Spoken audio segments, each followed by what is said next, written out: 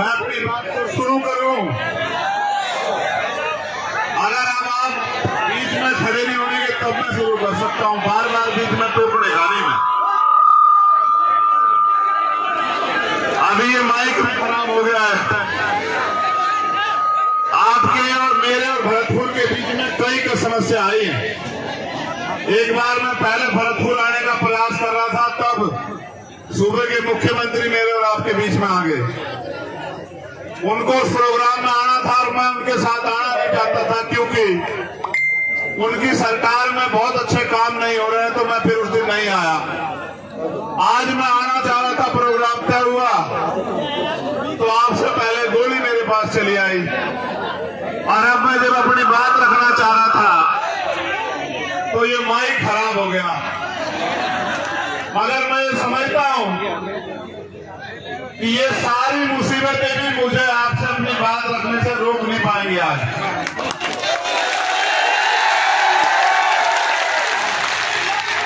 सामान्य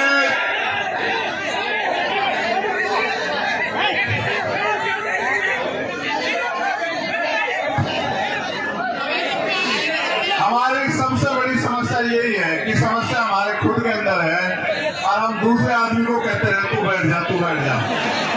जिस दिन हम खुद बैठ जाएंगे ना, जिम्मेदार बन जाएंगे, उस दिन सारी समस्या खत्म हो जाएगी। बैठते नहीं, उन्होंने क्या खा लिया था, क्यों नहीं बैठते हो? ये जो नीले पढ़ के मैं घर तक पत्रकार होगा, क्यों नहीं बैठते हो?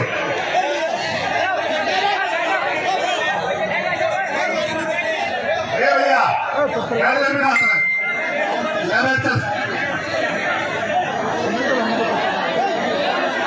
कोई जिम्मेदार नहीं है थाने आ यार भाई ने मीडिया वालों को बिठाने के बजाय ने बिठाने के पट्टे वालों को आज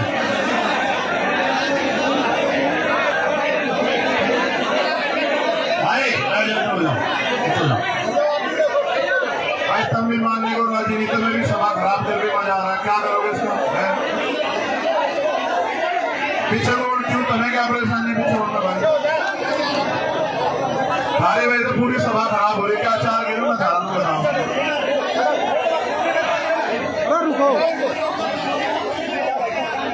हमारे यहाँ तो मीडिया के भेष में आ रहे हैं गोली चलाने वाले। क्या ये तो हमारी हिम्मत देखो, तो मैं छाते में खड़े कर रखे हैं। आपको देखो हो जाओ यार, पीछे को जोर लगा पीछे करवाने पड़े, फिर भारी हो जाएगा सारा काम, फिर बुरा लगेगा। सारा सभा खराब कर रहे हो, फिर टाइम की कीमत है नहीं है। बात बात बैठ जाओ, चलो बात सुन लो। क्या बैठ जाओ, सुन लो, बैठो भाई, बैठ जाओ।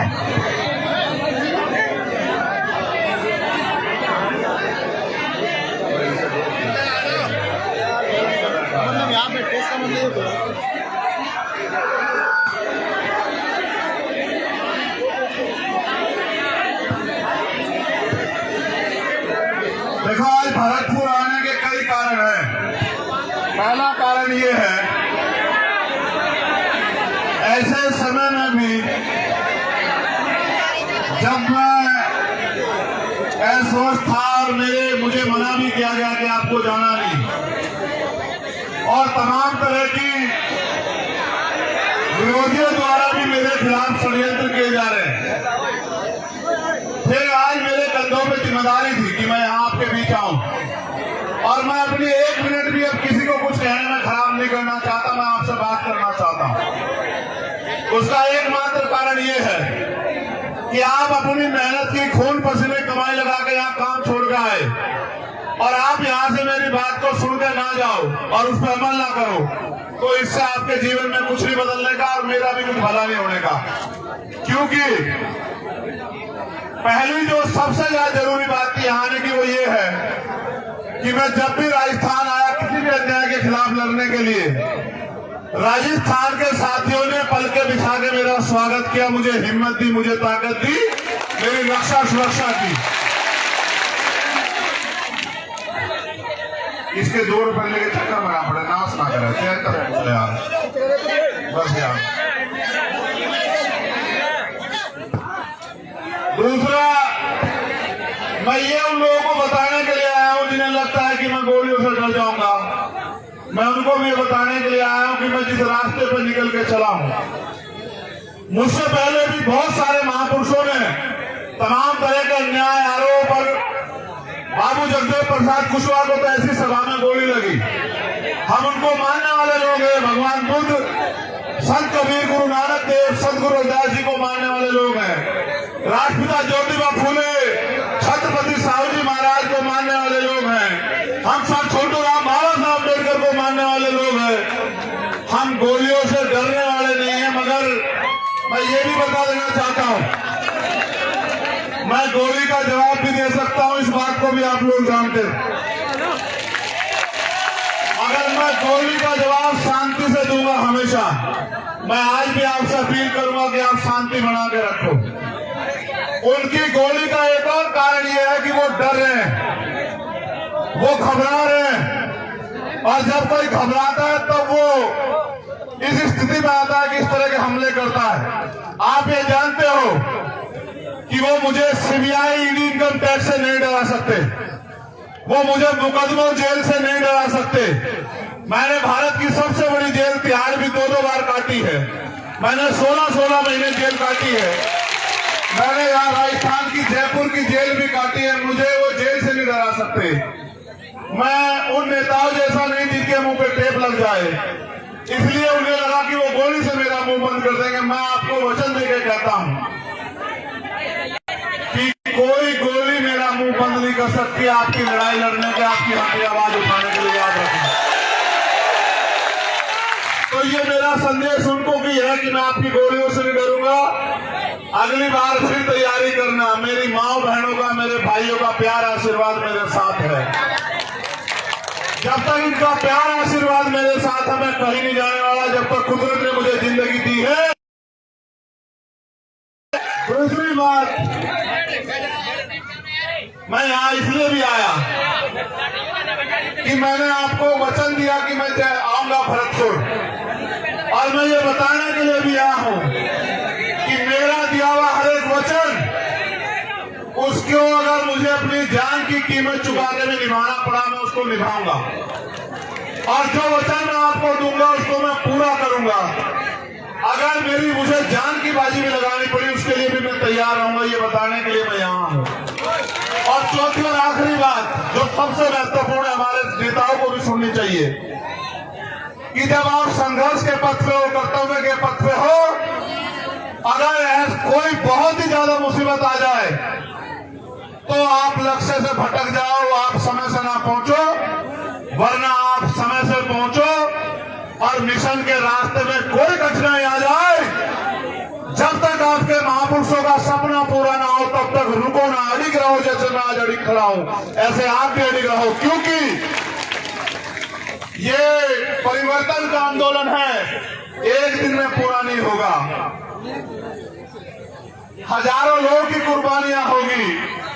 गुलामी की बेड़ी एक दिन में नहीं कटती है। मैं ये बताने के लिए भरतपुर में हूँ, इस एकता के बीच में, कि अगर गुलामी की बेड़ियां काटनी है तो कुर्बानी देने के लिए तैयार रहो। क्योंकि जिस कौम में कुर्बानी के बकरे तैयार नहीं होते, वो कौम कभी आजादी प्राप्त नहीं करती है। इतिहास गवाह है। अगर हमारे खून से क्रांति आए तो मैं यहाँ खुले में इसलिए बैठा हूं कि मैं अपने खून का एक कतरा चुकाने के लिए तैयार हूं। अगर मेरा समाज, ये बहुजन समाज एकजुट हो जाए, अपनी एकता बनाए, अपने अधिकारों की लड़ाई को मजबूत करे, तो मैं अपने खून का एक कतरा जो है इस आंदोलन में निछावर कर दूंगा। इसलिए मैं यहाँ भरतपुर में हूँ आज। देखो, आज मैं बहुत बड़ा कोई भाषण नहीं करूंगा। ये सच है, मेरी भी इच्छा है कि मैं जिंदा रहूं।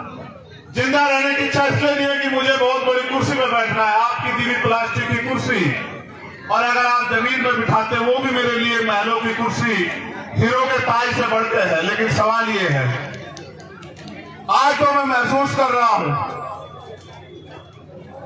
बात मेरी जान की नहीं है।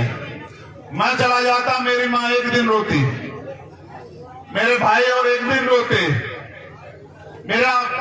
मेरे बालक को तो ये भी नहीं पता कि उसका पिता गया कहाँ है।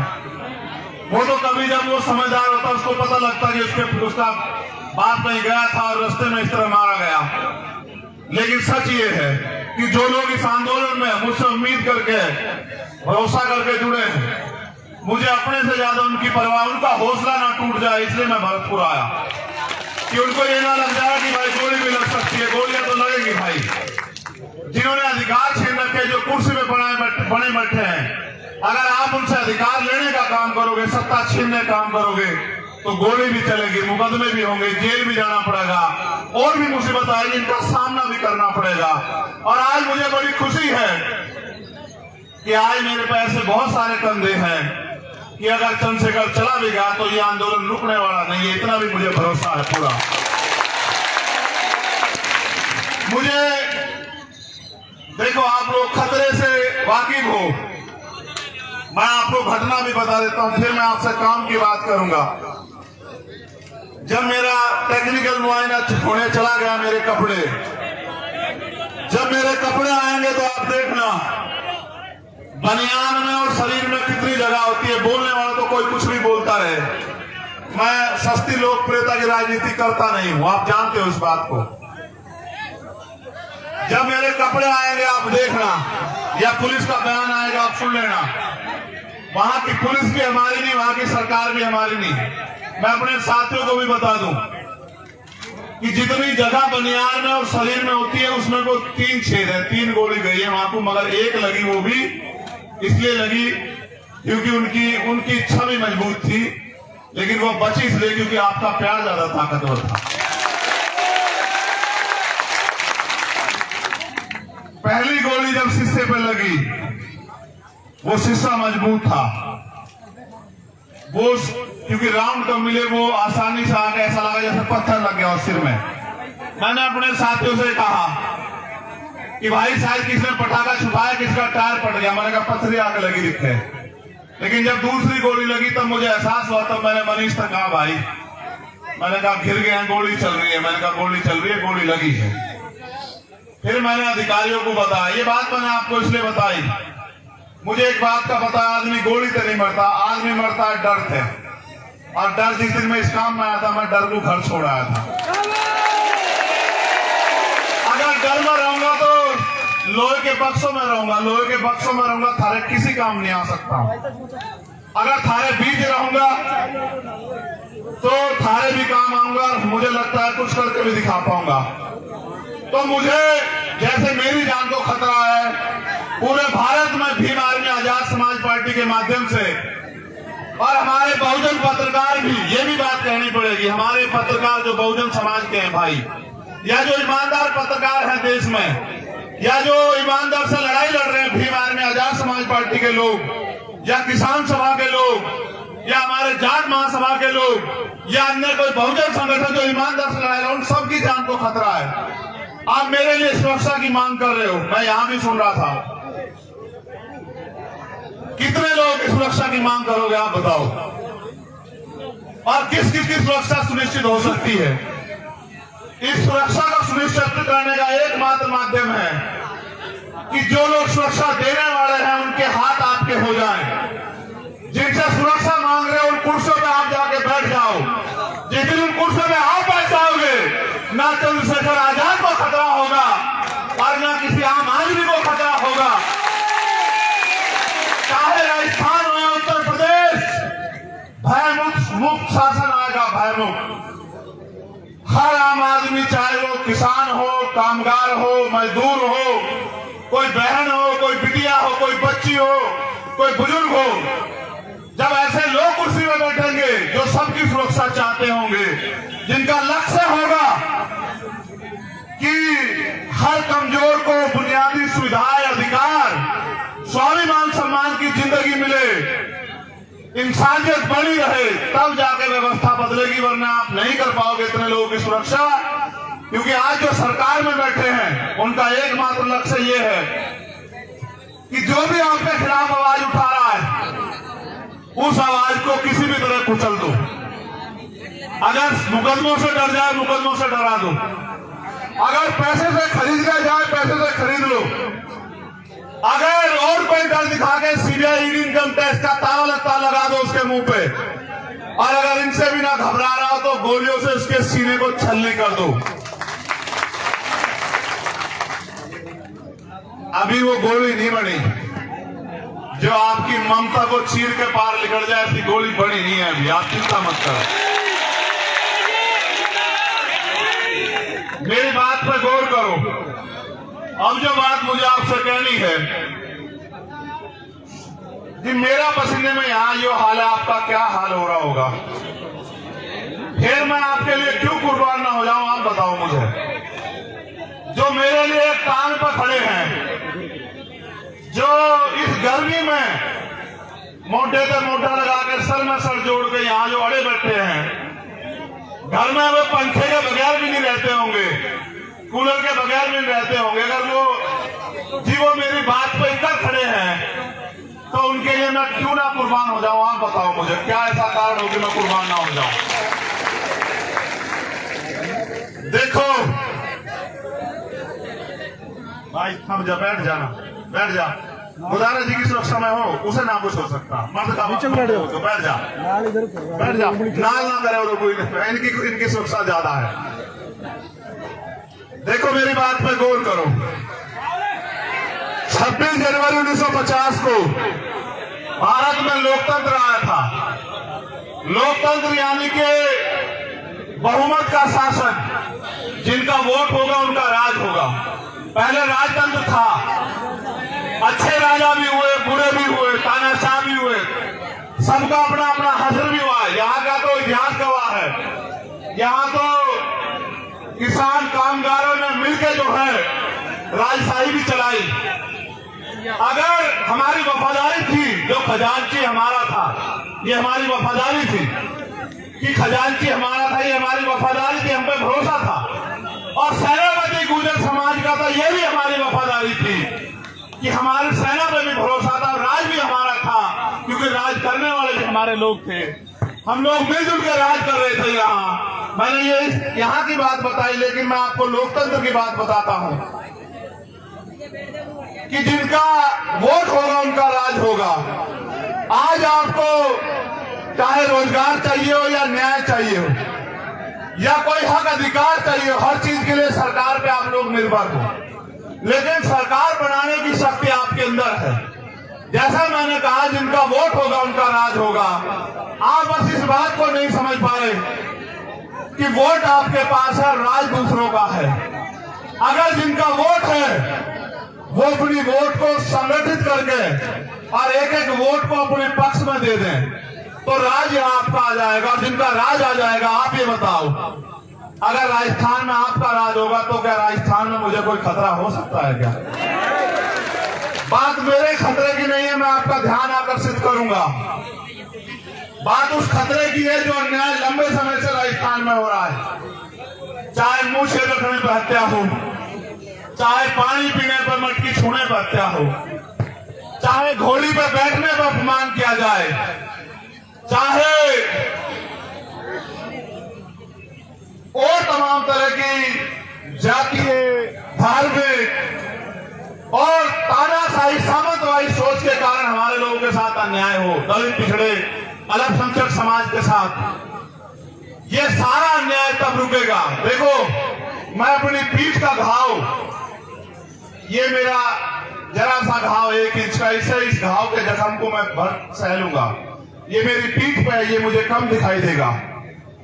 लेकिन जब रोज मैं अन्याय सुनता हूँ, अपनी बहन बेटियों के साथ होते अन्याय को देखता हूँ, अखबार में पढ़ता हूँ, टीवी में देखता हूँ, वो जो घाव मेरे सीने पे होता है, मैं उस घाव से परेशान हूं। इस दर्द को तो कुछ नहीं है, इस दर्द को तो मैं सह लूंगा। इस दर्द को सह सकता हूं तभी तो आपके बीच में हूं। लेकिन जो घाव मेरे सीने पे रोज, चाहे वो राजस्थान से लगे, चाहे वो उत्तर प्रदेश से लगे, मध्य प्रदेश से लगे, उड़ीसा से, बिहार से, दिल्ली से, मध्य प्रदेश से, उत्तराखंड से, हरियाणा से, पंजाब से जो अन्याय हो रहा है देश की सरकारों में, वो जो घाव मेरे सीने पे लगते हैं, मैं ये सोचता हूं कैसे रोकूं इस अन्याय को। मेरी बहन ओम प्रकाश नगर की से बड़ी वाली, छोटे वाली गुड़िया यहाँ बैठी है। जब मैं आया था मेरे गले लग के उसकी आंखों में भावुकता थी। मुझे उस दर्द की ज्यादा परवाह कि वो दर्द कैसे कम होगा। वो दर्द एक तरीका ही है कम करने का। और जो आप मान रहे हो सुरक्षा सुरक्षा सुरक्षा, मत मांगो सुरक्षा। इन नालायक सरकारों से कोई सुरक्षा मत मांगो। आप सुरक्षा तंत्र खुद बनो, सुरक्षा मांगने वाले नहीं, सुरक्षा देने वाले बनो। मेरे लोगों, अपनी ताकत को समझो। मैं इसको क्या जवाब दूं? आप बताओ, मैं इसको क्या जवाब दूं? मैं कार्तिक भील की पत्नी को क्या जवाब दूं? मैंने आपसे पिछली बार भी पूछा था। मैं जितेंद्र मेघवाल के परिवार को क्या जवाब दूं? मैं राजस्थान में आके क्या बड़ी बड़ी बातें करूं जब मैं न्याय नहीं दिला पा रहा हूं? आपने सामाजिक न्याय सम्मेलन रखा, हमारे किसान नेता पुष्पेंद्र चौधरी मुझसे पहले बोले होंगे, हम न्याय नहीं ले पा रहे राजस्थान में, तो सामाजिक न्याय कहां से मिलेगा? सामाजिक न्याय का मतलब समझते हो? सामाजिक न्याय का मतलब होता है हिस्सेदारी, धन धरती राजपाट में आपकी हिस्सेदारी, चाहे वो साधन हो, संसाधन हो, राज सत्ता हो, नौकरी हो, जमीन हो, हर काम में आपकी हिस्सेदारी। आपको लगता है हिस्सेदारी मांगने से मिल जाएगी? आपको लगता है हिस्सेदारी अपील करने से मिल जाएगी? आपको लगता है हिस्सेदारी किसी के पैर छूने से मिल जाएगी? एक तरीका है लोकतंत्र में हिस्सेदारी लेने का, वो ये तरीका है जो बाबा साहब अम्बेडकर ने अपने 4 बच्चों की कुर्बानी से आपको दिया। वोट का ताकत, वोट की शक्ति, वोट की शक्ति के बिना कोई तरीका नहीं सामाजिक न्याय मिल जाए। अगर ये सरकारें सामाजिक न्याय देना चाहती तो आप सोचो कि चुनाव होते हैं, सरकारें बनती है, सामाजिक न्याय क्यों नहीं मिलता? बताओ, किसान को उसकी फसल का दाम मिल रहा है क्या? सरकार आती है, किसान कागज लेके दफ्तरों में खड़ा रहता है। नौजवान को रोजगार मिल रहा है क्या? सीएचए की भर्ती वालों जिनके चक्कर में बच्चों के मैं जेल गया, उनको लाठे मारी सरकार ने। अगर नौजवान रोजगार के लिए आता है, सरकार पे जवाब नहीं है। महंगाई बेरोजगारी पे बात करोगे, जवाब नहीं है। गरीबों की ताकत वो लोग जमीन छीन रहे, जवाब नहीं है। मैं भी गया वहां नवलगढ़, किसानों की जमीन पूंजीपतियों को दे दी, उसमें हिस्सा मजदूरों का भी था, क्योंकि किसान की जमीन पे किसान मालिक नहीं होता अकेला। किसान को तो मुआवजे की भी बात होती है, लेकिन उस किसान की खेती से जिनके घर चलते हैं, जिस किसानी से लोगों के रोजगार चलते हैं, उनकी हिस्सेदारी भी होती है। उनका भी सब कुछ चला गया। आजाद भारत में कुछ बंटवारा नहीं हुआ। ना जिन पे जमीन थी उनको जमीन मिली, ना जो जिन पे उद्योग थे उनको उद्योग मिले, ना जिन पे रोजगार था उनको रोजगार मिले। अगर मिला तो ये मिला कि जब भी हक की आवाज उठाई तो लाठियां मिली, गोलियां मिली, जेल मिली, मुकदमे मिले, अन्याय हुआ, अत्याचार हुआ, अपमान हुआ। और अगर किसी ने आवाज खोली तो उसका स्वागत गोलियों से हुआ।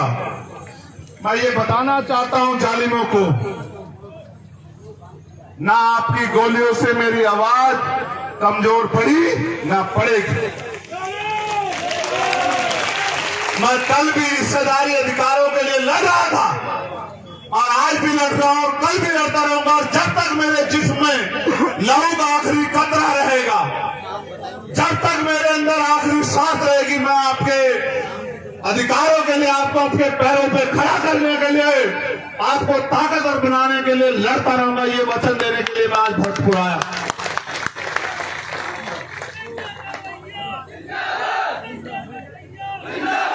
एक खबर मेरे हाथ में दी है, पुलिस के लोग यहाँ होंगे। करौली जिले के 4 लड़के भी भरतपुर पुलिस ने थाने बंद कर दिए हैं। वो बस में खड़े छत पे नारेबाजी हो रही थी, तुम इतने मत गिरो, यहाँ के लोग हो, इस सरकार के लोग हो। ये लोग जिस दिन, मैं कह रहा हूं ना, जिस दिन ये क्रांति यहाँ से जन्म लेगी, तुम्हारी सरकार भी उखाड़ फेंकेगी। इस बार याद रखना। क्या मेरे लोग को बंद करते हैं? क्या बंद करते हो मेरे लोगों को? क्या छत पे खड़े होकर नारेबाजी करना अपराध था? वो मुझे पता, वो छत पे क्यों खड़े थे?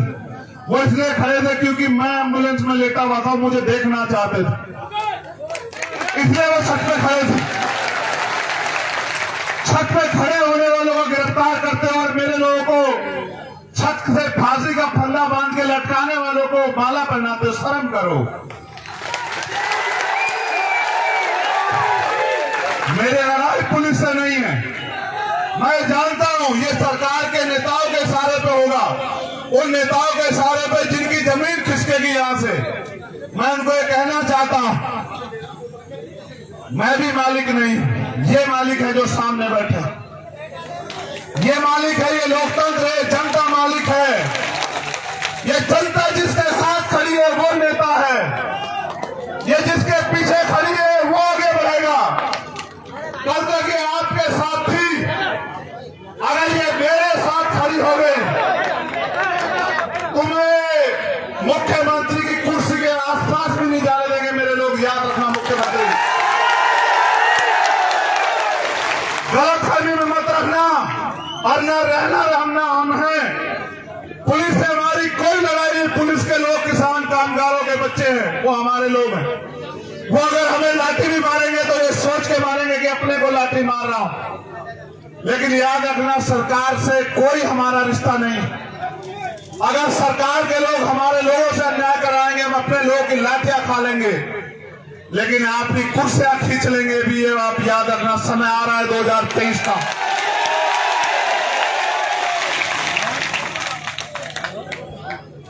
यहां एक जो प्रोजेक्ट है ईस्टर्न राजस्थान कैनाल प्रोजेक्ट, जो लंबे समय से यहां रुका हुआ है, और यहां से जो जल संसाधन मंत्री उन्होंने कहा कि पहले मुख्यमंत्री बना दो तब 6000 करोड़ रुपए का प्रोजेक्ट दूंगा। मैं ये भी बता दूं, ना तो वो 6000 करोड़ रुपए उनके, वो जनता के टैक्स का पैसा है।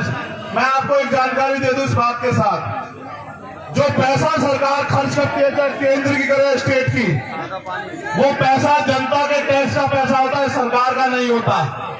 सरकार के लोग अपने घर से पैसा नहीं लाते हैं। तो जो केंद्रीय जल संसाधन मंत्री होके फिर भी पद मांग रहा है, उससे ज्यादा उम्मीद मत करो आप लोग। इसलिए ये प्रोजेक्ट इसलिए रुका हुआ है क्योंकि वो इसके नाम पे आपसे वोट लेना चाहते हैं। इस बार आपको उनकी बातों में नहीं आना है, उनकी झूठी बातों में गुमराह तो नहीं हो जाओगे? बताओ, नहीं दोनों हाथ उठा के बताओ, नहीं उठा के रखो तभी मानूंगा। अच्छा ठीक है, यहां ये सबसे बड़ी समस्या है, सुन लो। एक यहाँ बजरी माफिया का बड़ा वो है, जिसकी वजह से आम आदमी को जो बजरी 3-4 हजार रुपए मिलनी चाहिए वो 20-30 हजार रुपए से ज्यादा मिलती है। और फिर वो जो उनको रोकता है उसके साथ वो किसी घटना को भी अंजाम देते हैं। सरकार सोई भी है, सरकार को नहीं दिखता है, सब सरकार का संरक्षण है उनको। नकल माफिया का मामला आप देखते हो सरकार में कि सारे पेपर जो है वो भर्तियों से पहले लीक हो जाते हैं। अब मैं आपसे एक बात जानना चाहता हूं,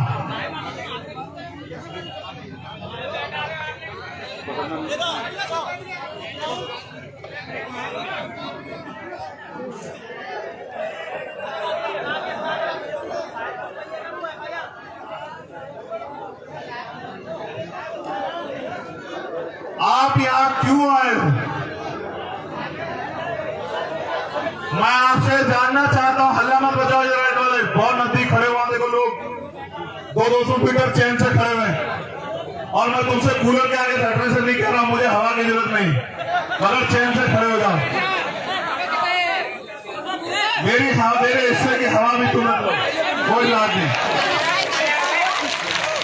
मैं आपसे पूछ रहा हूं, आप यहां क्यों आए हो? यहां गोली भी चल सकती है आपके ऊपर, मेरे चक्कर में आपको नहीं उठा।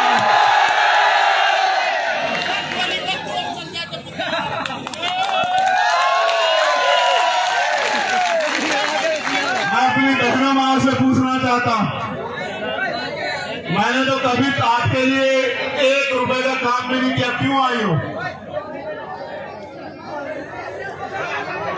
तुम चुप हो जाओगे तो उनकी सुन लूंगा मैं।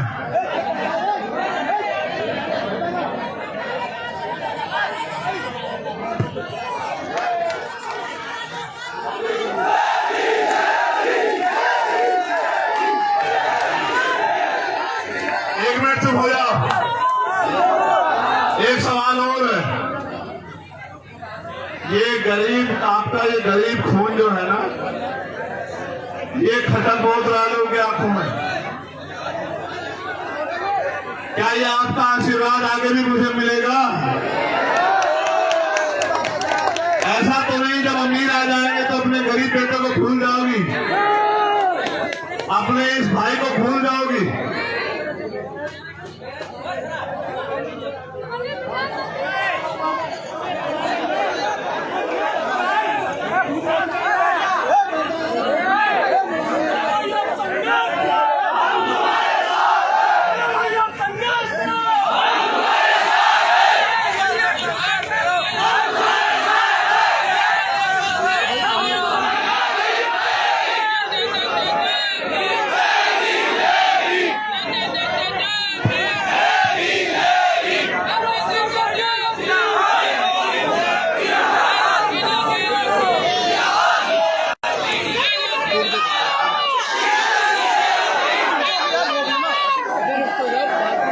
बात खत्म करने दो, बात खत्म कर लो उसको।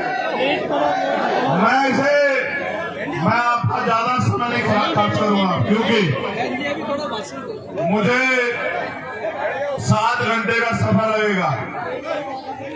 मैं आपसे जाऊंगा तब 1 बजे पहुंचूंगा घर। लेकिन सच ये है, देखो मैं सच में नया हूं राजनीति में, मैं बिल्कुल सच में नया हूं। मैं ये नहीं कहता मैं बहुत बड़ा हूं, बहुत बड़े बड़े नेता। मैं तो छोटा सा आपका आम जैसा हूं जैसे आप। लेकिन मैं आपको ये वादा कर सकता हूं, क्योंकि आदमी के लिए जान से बढ़ के कुछ नहीं होता। मुझे यहां से एमपी एमएलए का चुनाव नहीं लड़ना है, लेकिन मैं चाहता हूं कि यहां भी अन्याय खत्म हो, यहां भी आप लोग ताकतवर हो। मैं यूपी में नहीं गया सभा करने इस घटना के बाद में यहां आपके पास आया ये कहने कि यहां आपके पास पहले मौका आएगा अपने लोगों की रक्षा सुरक्षा करने का। यहां आपके पास पहले अवसर है इन गुलामी की बेड़ियों को और उन सामंतशाही ताकतों को सबक सिखाने का कि अब हम जुर्म नहीं सहेंगे, अब हम किसी भी कीमत पे किसी भी अन्याय अत्याचार को बर्दाश्त नहीं करेंगे, चाहे वो चंद्रशेखर आजाद के साथ हो या गांव में रहने वाले आम किसी किसान, कामगार, नौजवान, महिला, मजदूर किसी के भी साथ हो, इस अन्याय को नहीं सहेंगे। ये सबसे बड़ा मौका आपके पास आने वाला है और मैं ये आपसे आग्रह करूंगा, ये राजधानी है हमारी, मैं इस बात को जानता हूं, ये आगरा से लगी हुई ये राजधानी है हमारी। मैं आपसे अपील करूंगा, आपने मिट्टी के पुतलों को ताकतवर बनाया। मैंने आपसे पहले कहा कि सबके लिए अपनी जान कीमती होती है, लोग रोटी और जान के लिए जीते हैं। मैं अगर जीता हूं, अगर मुझे ये दूसरा जन्म मिला है, तो मैंने पहला जन्म भी आपके नाम सब कुर्बान कर दिया था और मेरा ये जन्म भी आपके नाम कुर्बान रहेगा। आप इस बात को जान लें। ना मैं आपके स्वाभिमान, सम्मान, आपके हक अधिकारों से पहले समझौता करता आया और ना आप करूंगा, मेरी जान जा सकती है, लेकिन मैं कभी आपके अधिकारों के को छुपने नहीं दूंगा, ये वादा करने के लिए भरत पड़ा। मेरे जाने के बाद तमाम तरह की बातें होंगी, बस याद रखना, अगर आप ये सोचते हो कि आपके साथ यहाँ अन्याय हुआ, मैं दिल से कह रहा हूं, आपके पीठ पे पड़ी नहीं, एक लाठी चंद्रशेखर आजाद की पीठ पे पड़ी। जब कोई जालिम, देखो मुझसे लड़ाई क्या है मैं बता देता हूं, आपसे पहले नहीं होता था कि कोई ताकतवर किसी की बच्ची को नोच ले, किसी का अपमान करे, किसी को गलत निगाह से देखे, किसी को घोड़ी पे ना बैठने दे, किसी की मूछें रखने पे हत्या कर दे, किसी की मटकी छूने पे हत्या कर दे। अब से पहले नहीं होता था, लेकिन अब होता है कि अगर ऐसा कोई करता है तो वो मिनट से पहले जेल जाता है, उसका बाप भी उसको बचा नहीं पाता। होता है जो ये सोचते थे कि ये किसान कमेरे, दलित, पिछड़े, अल्पसंख्यक समाज के लोग, आदिवासी समाज के लोग उनकी जागीर है, उनके गुलाम है, इनका शोषण करना उनका जन्मसिद्ध अधिकार है, आज वो लोग मिनट से पहले जेल में जाते हैं, उनको सजा होती है। उनको ये चुभने लगा कि आज एक लाखों चंद्रशेखर खड़े हो गए हैं। आज हर गली में चंद्रशेखर है। इस भरतपुर में हजारों चंद्रशेखर हैं जो सीना तान के खड़े हैं, जो जवाब देना जानते हैं। ये उनको चुभने लगा। वो लोग अपनी सरकार के मंचों में बैठते कहते हैं जो कल तक हमारे जूतों के फीते बांधते थे, इस संविधान की वजह से हमारे सर पे चढ़ के बैठ गए हैं। ये वो कहते हैं। मेरी लड़ाई यह है कि संविधान ने जो अधिकार आपको दिए वो सुरक्षित रहे और वो लागू हो और नए अवसर पैदा हो और भारतीय संविधान सुरक्षित रहे और बाबा साहब अम्बेडकर, सर छोटू राम और चौधरी चरण सिंह, चौधरी कुमार आर्य, कोतवाल धन सिंह गुर्जर, जननायक बिरसा मुंडा और मान्यवर काशीराम साहब के अधूरे सपने पूरे हों। यही मेरा सपना है, इसलिए मैं राजस्थान में हूं और मैं जानता हूं नहीं मुझे बोलने दो। मैं जानता हूं ये तभी पूरा होगा जब आपके हाथ मेरे कंधे पे होंगे और फिर ऐसा शासन आएगा जैसे राजा सूरजमल जी का शासन था, जहां सेना भी हमारी, जहां कोष भी हम पे और जहां राज भी हमारा और सम्राट अशोक जैसा राज वो तभी आएगा जब आप एक हो जाओगे। बहुत बहुत धन्यवाद। आपके प्यार, आपके आशीर्वाद की अभिलाषा रखता हूं और ये उम्मीद करता हूं कि अब की बार आप मेरे हाथों को मजबूत करोगे और मेरे पीठ का जख्म बढ़ जाएगा लेकिन मेरे दिल के जख्म को कम करने का काम करोगे, ऐसा मुझे विश्वास है। 20 अगस्त को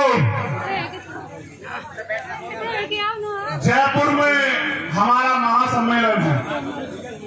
मेरी निगाह रहेगी भरतपुर के क्षेत्र के लोगों पे कि वो मेरे सम्मान की रक्षा करने के लिए जयपुर जरूर आएगी।